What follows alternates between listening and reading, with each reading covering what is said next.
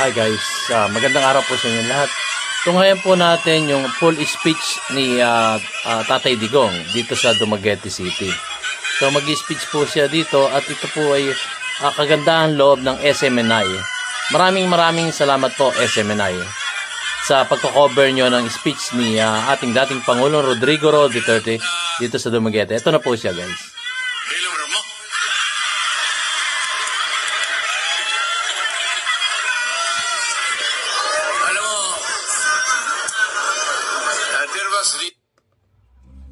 Like and share po guys. Like and share. Maparigay ako na magsalita ako ng English pati Tagalog. Pero ako ay Bisaya. Sana yung sana yung ano ko.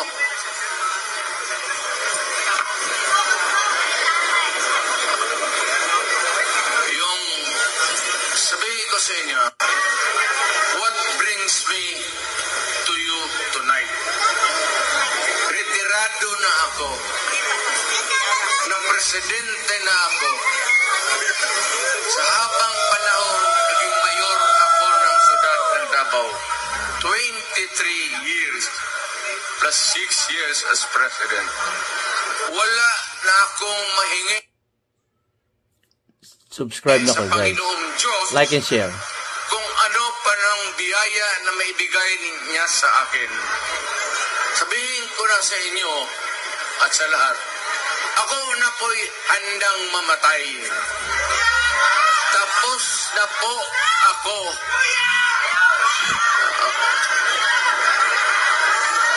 Paano tayo mamatay niyan? Huwag buyag-buyag kayo dyan.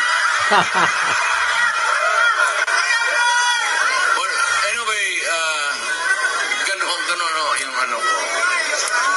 Napilitan lang akong lumabas dahil dito. Now remember that we are not choosing or electing or campaigning for any person. There is no election coming our way. There is no candidate or candidates that we are rooting for, but rather we are talking about the fundamental law of the land. It's the highest. Kaya nga, pag ito ang ginalaw mo, magkakaroon talaga tayo ng problema. Ever since, noong panahon ni Marcos, yung tatay niya, yun ang unang tao na ginagalaw yung konstitusyon. A constitution is supposed to be permanent. At least more or less ilang taon. Hindi ginagalaw yan. Ang batas, ang ordinansya ninyo sa City Council o barangay resolution or whatever, nandoon lang yan sa baba, malayo masyado ang konstitusyon. Why? Why? Sabihin ko sa inyo, pag wala itong konstitusyon, putang ina, maghiwalay-hiwalay tayo. Totoo yan, kami sa Mindanao. Mayaman man kami doon, sa lupa, sa lahat. So, ang aming buwis, malalaki rin. Kasi ang Davao, ang Mindanao, ang development, malawak. So maraming pera ang gobyerno na kukuha doon. So we can survive. Sabi nga nila, hiwalay, of course. But you know, ako dito sa Cebu, Danao ang tatay ko. Nanay ko, Mindanaoan. May konting, ako, Moro blood. But yet, I said, I am forced to come out. Why? Because I love my country, period. Kaya sinasabi ko, huwag lang ninyong galawin ang Pilipino, huwag lang ninyong lukuhin ang Pilipino, wala tayong problema. But once you start to magkakadiferensya talaga tayo.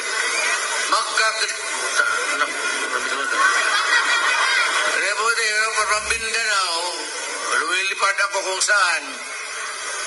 At nag-rally naman kami sana sa mga lugar.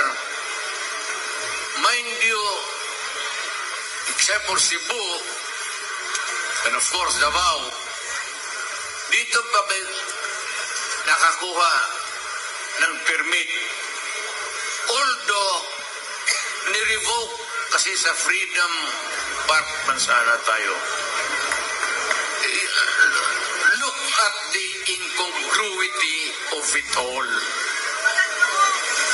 Tingnan mo naman ang Freedom Park, where we are supposed to air our view, our sentiments, anong sa utak natin para sa kapwa-tao natin, para sa bayan, para sa lahat. Yan sana, kaya nga tatawag Freedom Park. But what is very anomalous is that nandito tayo kay ang Freedom Park gisirhan.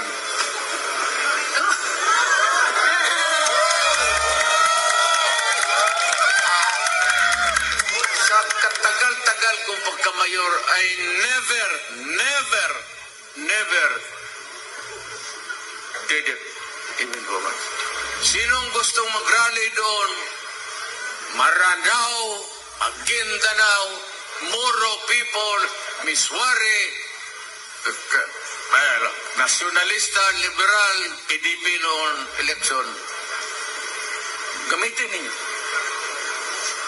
Huwag nang permit. Sa Davao, walang permit. Mamili lang kayo doon sa caretaker sa plaza. Anong araw na bakante itong plaza? Magpa-schedule kayo. O sige, amin itong araw na ito. Inyo yan. Inyo yan. Bakit? Alam mo bakit? God damn it, this is a public place. Hindi ito may-ari ng syudad. Hindi ito may-ari ng tao. Ang may-ari nito ang buong Pilipinas. Kailangan ipasok ninyo yan sa utak ninyo. Kaya tayo nagmamahalan dahil isang dahiga magkamukha tayo. Kay Maranao ka, kay Maguindanao ka, galing ka bang hulo, meron man dito, marami mayan silang mga muro. Tingnan mo, kamukha mo. Why? Because Malay. Malay tayo, Malay race. Kaya lang sa hulo, pumasok yung evangelist ng Islam. Dito naman sa Leyte, pumasok itong Magellan. Nakialam sa ating bayan. Ang masakit nito, pumunta sila dito, ayaw ko namang and they stayed here for 400 years.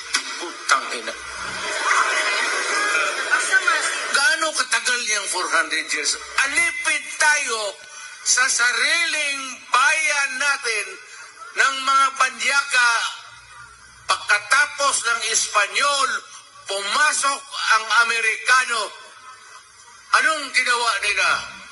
Yung lahat ng magagandang kahoy natin sa bukid, lahat ng minerals na nakuha nila na madali nilang hukayin, kinuha nila.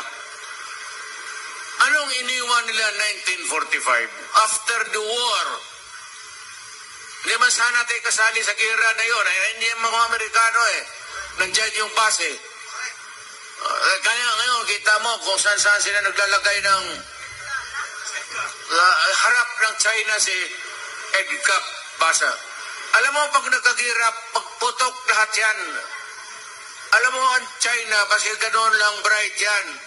Ang missile na yan nakatutok na sa Pilipinas. Kaya, hindi ako galit sa Amerikano. Ang mga... Uy, anak, ako na American citizen. tao por tao, wala akong problema. Ang problema ninyo, Amerika, kayong noong mayayaman at, mighty, may mga armas, pumunta kayo dito sa Asia. Yung maliliit na kinuha ninyo, conquered and all. Yan ang history natin. Ngayon, okay lang. Binigyan tayo ng Independence Day. Thank you. But before I forget, pasalamatan ko, mahal ko to, alam nila, yung mga pulis na militar, maraming salamat sa inyo. Akin yan, maniwala kayo. Akin yung militar, pati pulis, sa tao yan. Hindi yan nakatutok kaninong umuupo dyan sa putang yan. Alam ko yan kasi galing ako sa Malacanang. Alam mo yung mga militar, pati pulis, pag luko-luko ka dyan, iiwanan ka talaga. Magkudita yan, naloko na. Magka-Pilipino yan. Yung pulis inyo yan, militar inyo yan, huwag kayong matakot. Pag magpunta dito, wala yan. Ang iniisip yan, bayan, pati tao, pagsisilbihan nila. Inyo yan. So, mahalin ninyo ang militar, pati pulis. Mabuhay sila. Kasi kung wala yan, matagal na tayong kinain doon sa South, ang insurgency, at dito naman, itong komunista. Ngayon, medyo wala na. Sana, mahina na lahat. So, pasalamat tayo sa serbisyo nila. Balik tayo doon sa independence. So, ganun pa man, perfect na sana. But once in a while, maganda na ang tako, Independent Republic of the Philippines. Every now and then, we have elections. We choose the leaders sa community to run the government. Okay na yan. Pero yung seasonal yan eh. May panahon talaga, si Marcos noon attempted to tinker with the Constitution. And then we had trouble. Kaya pumasok si Cory, at si Cory naman fixed it itong 1987. Pero ganun pa na marami ang pagkukulang. May pagka-anti kasi sa establishment. Hindi sa military pati police. But they were not happy with the police and the military. Pero ako isang piskal, prosecutor ako sa korte. Araw-araw ako nandyan sa korte nagtatrial. Ang daily bread ko is yung people of the Philippines versus yun. Ako ang nagpo-prosecute. Ako ang, kung maaari lang, na ma-secure ko yung conviction para makulong. Kaya yung mga masasamang tao, noon, araw-araw akong napapagod. Pero yung komunista, medyo, ako, kasi prinsipyo eh. Hindi naman ganito mga kidnapper, hold-upper, no? Man-rape, tapos hold up, kunin yung pera, patayin pa. Ibahin ninyo itong komunista. Iba yan. So, prinsipyo lang yan yung away natin. So, wala masyado akong problema niyan. Pero nung mayor ako, naging-pag-usap ako sa kanila. As a matter of fact, yung liderato ng NDF, yung politburo mismo, yung mga top leaders, nung presidente ako, niyaya ko yan sila, kumain kami sa Malacanang. Alam ko, ang military pati pulis hindi nasayan. Nasiyahan. Sasayawa ni. Wa malipay. Kasi may napatagalog tayo, hindi naman tayo Tagalog. Nasiyahan. Pero sabi ko, kailangan ko gawin yan para magkaroon lang naman ng kunting dialogue. At kasi wala kasing communication, hindi mo matawagan pare. Pwede bang umalis ka na muna dyan sa barangay na yan? Marami ng civilian na dadali. Maghanap na lang tayo ng ibang lugar para magpatayan. Yung ganong pakiusap. So, ayun ang filosofiya ko sa gobyerno. Ako nag-retired, ayaw ko na. Sabi ko, ayaw ko na talaga. Dumating itong, bigla na lang ito ngayon, si Marcos, hindi pa naman, in fairness to him, hindi pa naman nag-uumpisa, pero may plano sila ng chat-chat. Change the Constitution again. Huwag mong pakialaman yung konstitusyon kasi that is good for 10 to 15 years. Unchanging yan. Kaya lang kinakalkal mo, and every time yung tatay, pati ngayon itong anak, si Ferdinand Jr., gustong baguhin. Alam mo itong konstitusyon dala ko. Ang putang inang kapal na itong konstitusyon na ito. Ilang pages yan. Alam mo, gusto nilang pakialaman? Ha? Ang gusto nilang pakialaman?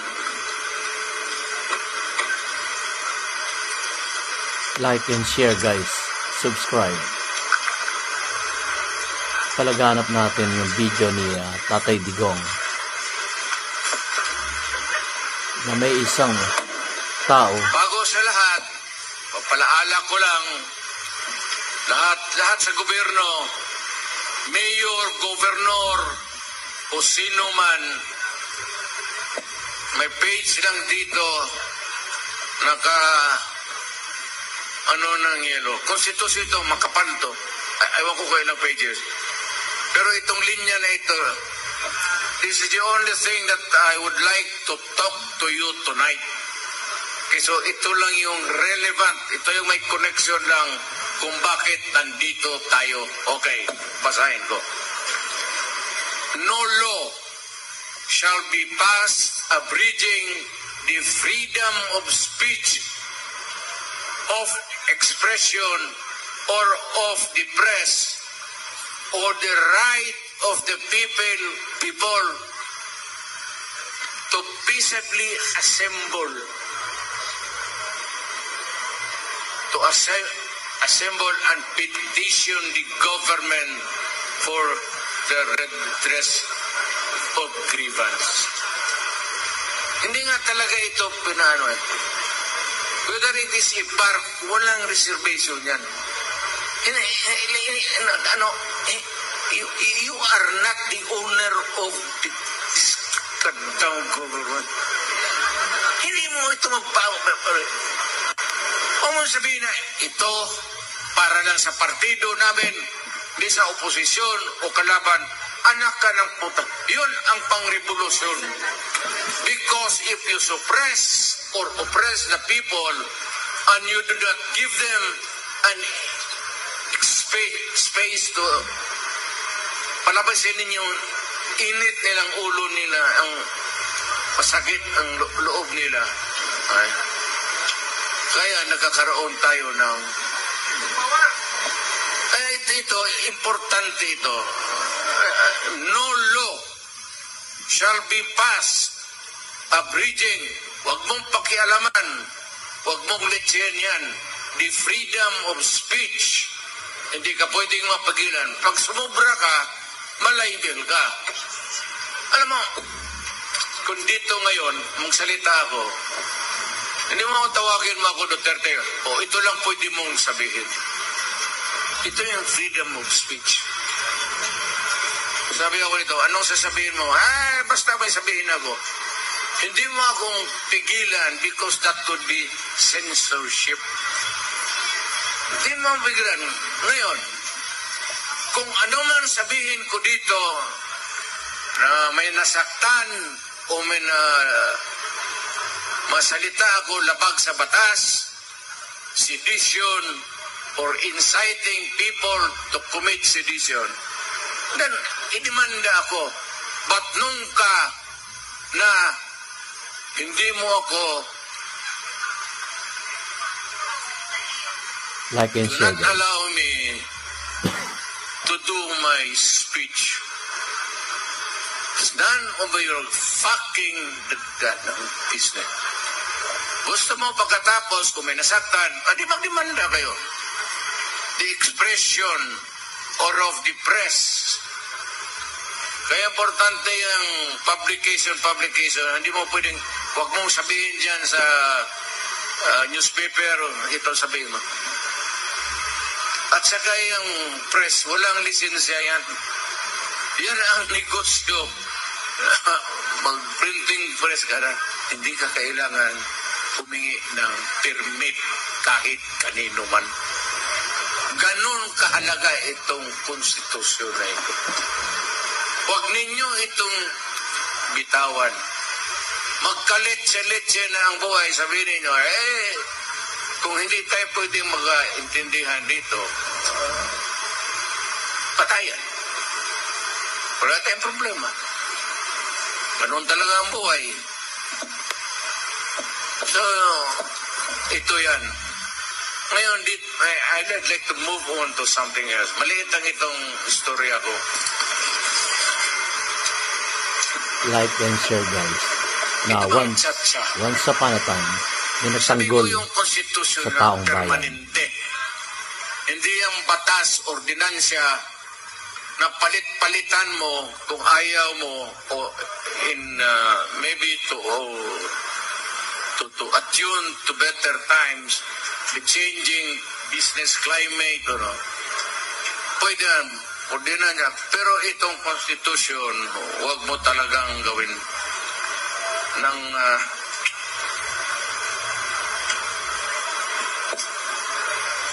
like and share, guys. bakit ang chacha? Bakit bago lang itong constitution? Why chacha? What's the fucking matter about our anong probinsya mo? Wala. Perfect itong konstitusyon natin. Ngayon, may isang page lang sila. This is Article 7 of the Section 4 of the Constitution. Isang sentence lang yan. Isang phrase lang nga ang gusto nilang tanggalin. Ano yan? The President and the Vice President shall be elected by direct vote of the people for a term of 6 years. Only yan, which shall begin at noon on the 30th day of June next following the day of the election, and shall end at noon of the same day 6 years thereafter. 6 years. One term, 6 years. The President shall not be, the President shall not be eligible for any re-election. Kaya dito si Marcos, hindi na talaga siya pwede. Kaya gusto niyang baguhin ang konstitusyon. Ito lang putang inang sentence na to. Para lang makatakbo uli. Kasi dito, eligible, the President shall not be, di pwede, be eligible for any election. No person who has succeeded as President and served as such for more than 4 years shall be qualified for election of the same office at any time. Ayaw ko man sabihin, masama ang leaves a bad taste in the mouth. Upload. Pero kaya ni Inday, kung mag-succeed siya at for 4 years siya ang maging presidente, hindi na rin siya pwedeng tumakbo. Basta ito nakalagay dito. So yan ang problema. Ambisyon. Wala akong problema sana kung walang prohibisyon. Pero kung tanggalin mo ang provision at palitan mo ng bagong konstitusyon, ay putang ina naman. Maawa ka naman sa Pilipino. Ginagawa, every president has done it except me. Yung dumaan ng presidente, gusto talaga kalkalin yung konstitusyon. Gustong baguhin para eligible for another election or re-election. At sino ba ang naisabi sa iyo, magandang lalaki ka, na enjoy ang mga taong bayan manood sa iyo for 12 years? Gusto ng tao, 6 years lang. Tama yan. Tama yan. Ako for 6 years, bumaba ako. Ngayon, kung ganun lang pala ang ginagawa ng lahat, putang ina, sana ako na ang gumawa noon.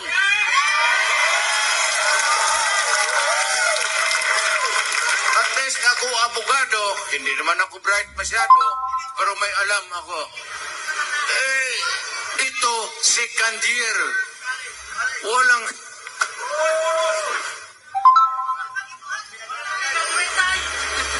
ako, inom lang talaga.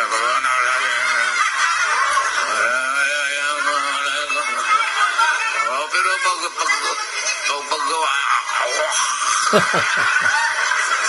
pagsuka niya, pare puta na sakit ng ulo ko. Ano ba nangyari kagabi? Gikumot mo yung babae. Like and share, guys. Saan banda? Once upon a time, merong nagtanggol sa taong bayan. Braso lang pala yan. Anong problema yan? Yun na naman ang bisyo namin. Tungga. Meron akong kaibigan dito. Pag nasa Amerika yun, kalimutan ko yung apelyido. June, taga rito yun, taga Dumaguete. Ted Gonzales, taga rito yun. Mga pinsan ng mga Teves yan. Okay.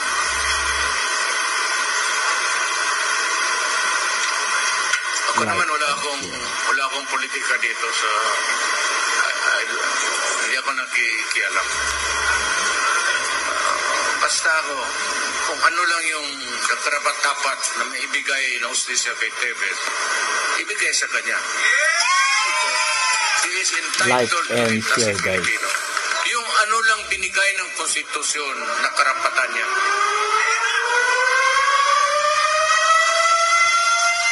Yan. Guys, yung naririnig nyo yan po ay every 10 p.m. sa Dumaguete. Humuhugong po ng ganyan. Parang nung time ng COVID, nagkakaroon ng ganyang sirena para malaman ng taong bayan na Kumukurot mo ng baterya ng buwang. curfew na. Yun mga ganun. Ewan ko kung sinasadya yan. Alas 10 na, alas 10. May curfew. Oo, normal yan sa Dumaguete City. Hindi kasi sinabihan si Tatay Digong na merong ganyan. Ano mang 10 p.m. muli na mo? Ano ng pulisa na hoy buwang kumdang diya? Normal sa Dumaguete yan. Wala na nung buwasa na ita.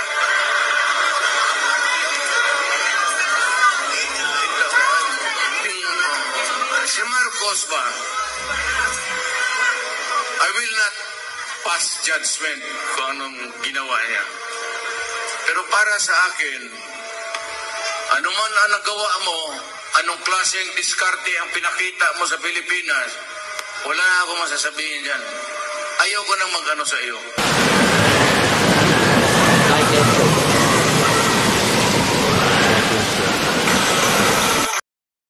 Siyempre. Pero kung anong nagawa mo, kabutihan o kasamaan, hindi ko na pag-usapan. Ayaw ko. Kasi maaari na akong pagka-presidente. Kadaghan ang guwapa gano'n sa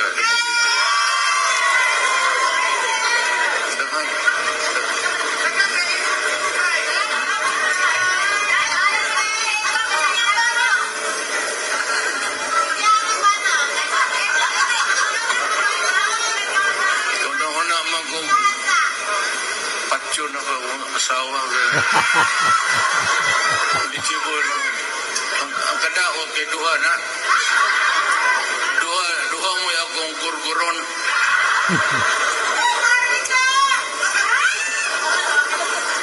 Neutralize lang ni Tatay Digong yung istorya niya. Bumbong.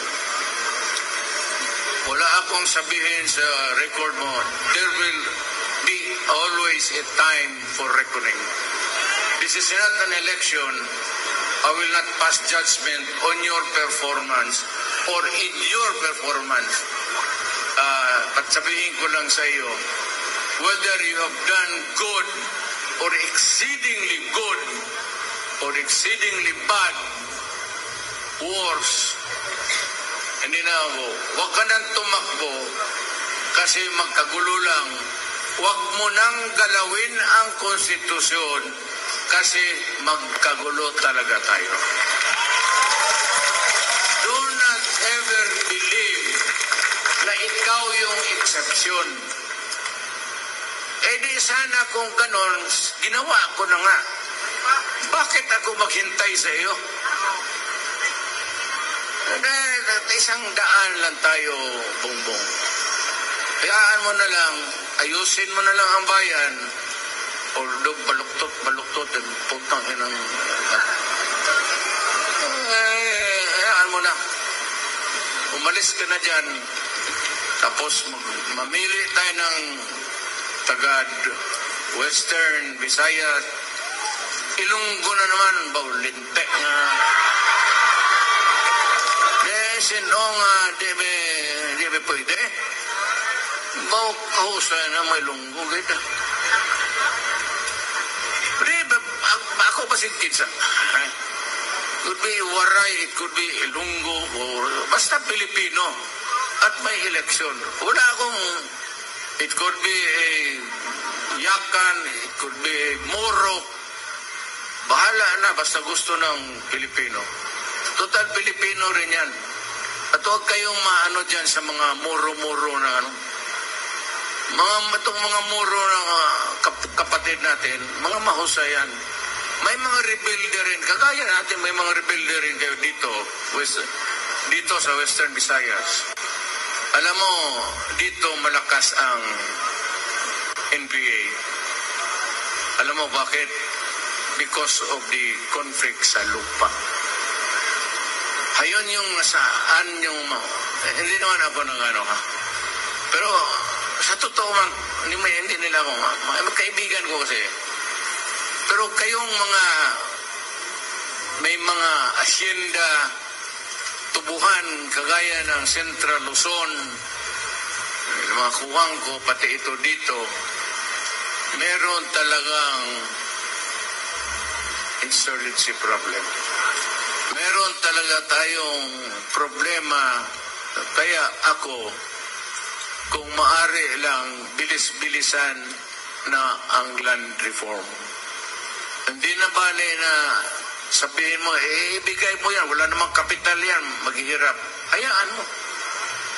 Let it evolve in the years to come. Baski mahirap siya, bibigyan mo ng pera sa land bank, pahiramin mo ng pera para to cultivate. Kasi pag hinaros mo yung banana, malaki yung binibigyan ng export earnings. But then again, the fundamental problem dito sa ating bayan, especially dito sa is itong lupa. Ibigay mo talaga as many as you can. Ako walang problema na presidente ako. Halos lahat public lands. Basta sabi ko yung puno dyan, sinong may-ari niya? Medyo gubat. Siya may-ari yan, gobyerno. Sige, pasok kayo dyan, inyo na yan, putulin ninyo. Sabihin ko sa gobyerno, linisan ninyo, ibigay ninyo sa tao. Bakit ba tayo maghintay ng, why do we have to wait for what? Tapos nagnarami ang Pilipino, tapos wala kang policy na clear. Kung ano ba itong mga lupa na ito, let it rot. Paano mo ito? Bigay mo na para mapakinabangan at makatulong sa pagkain, maski pagkain lang. Yun ang kunting kaligayahan. So, Bongbong Marcos, wag kang, ako, advice, hindi naman kita iniinsulto, pero yung para sa akin, yung performance mo is or was until now and still is a dismal failure. Wala kang basta ikaw lang dyan sa itaas, puro ka English. Lumaki kasi sa Amerika, maganda yung English mo kaysa akin. Well, I know, even if I talk in English, there are a lot of things that I have to deal with. But I can also talk in a way that they do, but bakit ako magpahipokrito? Bisaya man ako. So, wag kayong pumasok sa tsa-tsa at wag kayong pumayag.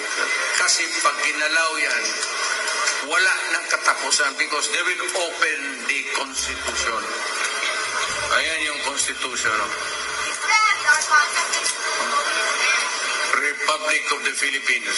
1987 Constitution of the Republic of the Philippines. Preamble. We, the sovereign Filipino people, imploring the aid of Almighty God in order to build a just and humane society and establish a government that shall embody our ideals and aspirations, promote the common good, conserve and develop our patrimony para lang sa atin.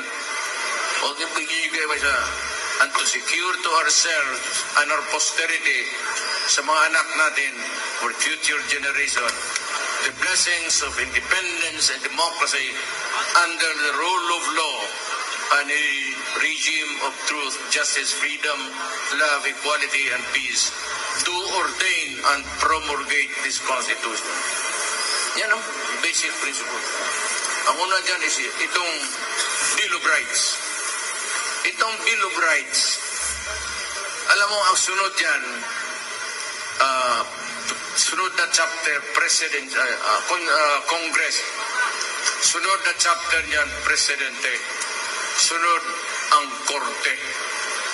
Ang Bill of Rights, parang wall yan, na hindi itong Presidente, Congress, or Supreme Court, kailangan sumunod ng konstitusyon. Ito yan, it is the barrier.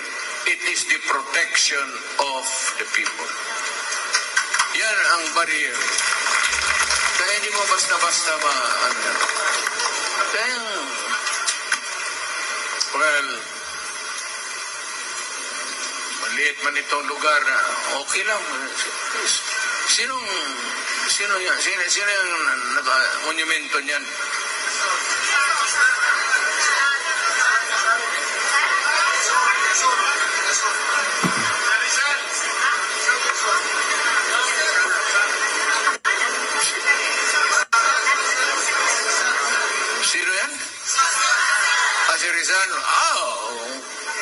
Yung idol ko yan, hindi na ako pwedeng magpakamatay. Yan talaga. Alam mo, mahirap na isang tao, baski ako. Aywan ko kung kaya ko. Humarap ako ng firing squad para sa bayan ko. O sa babae pa siguro pwede. Pero sa bayan ko, magtindig ako ng firing squad sa Luneta. But if given a chance, kung sakali may repeat performance for my country, I would do it. I would do it.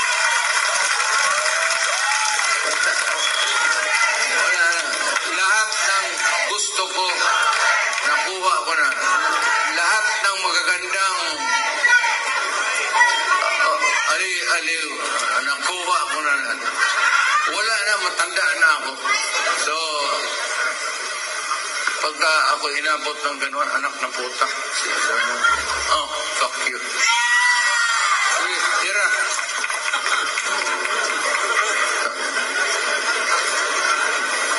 Bilib ako kay Rizal. Buti dito tayo ng gano'n. Dito tayo ng yung Freedom Park ninyo. Public place man yan. Yung Freedom Park ninyo.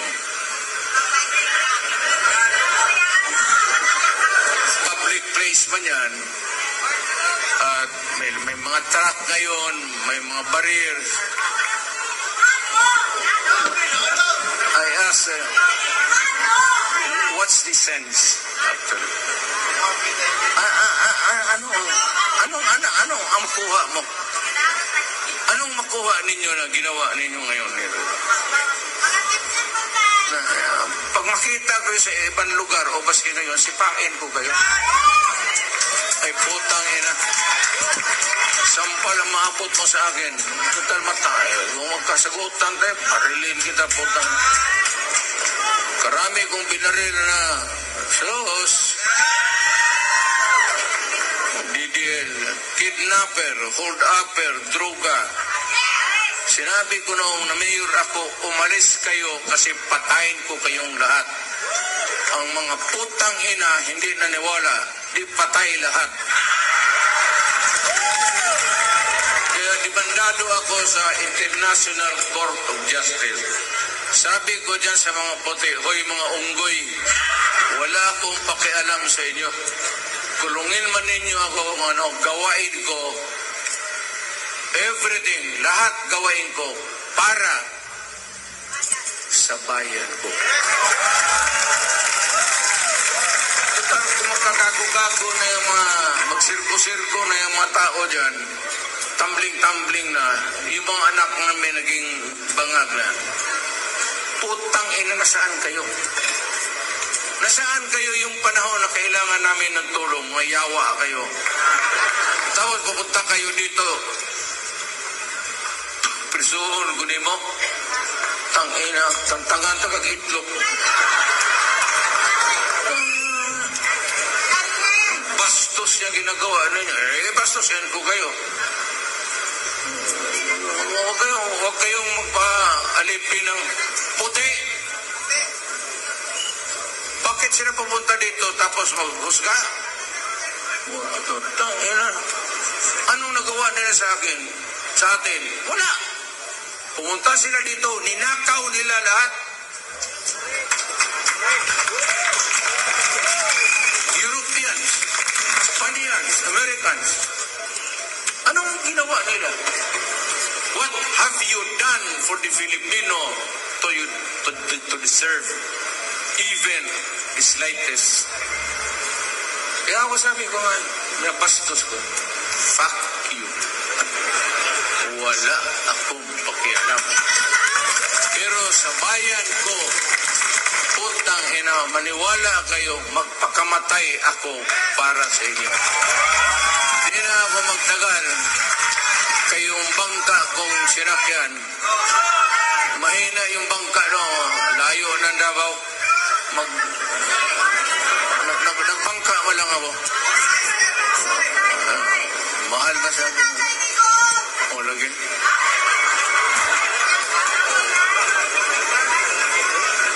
Sige, yung iba na magaganda, magtapok kayo dito sa... Dalhin ko kayo sa Davao. Katayin ko kayo sa pag-ibig. Okay, ngayong gabi, salamat. And guys, so, ito ngayon na natin yung full speech ni ating dating Pangulo Rodrigo Roa Duterte.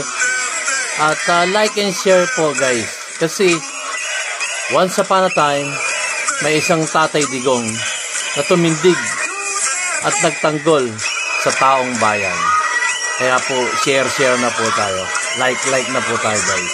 Maraming salamat po. At maraming salamat sa SMNI. Maraming salamat po.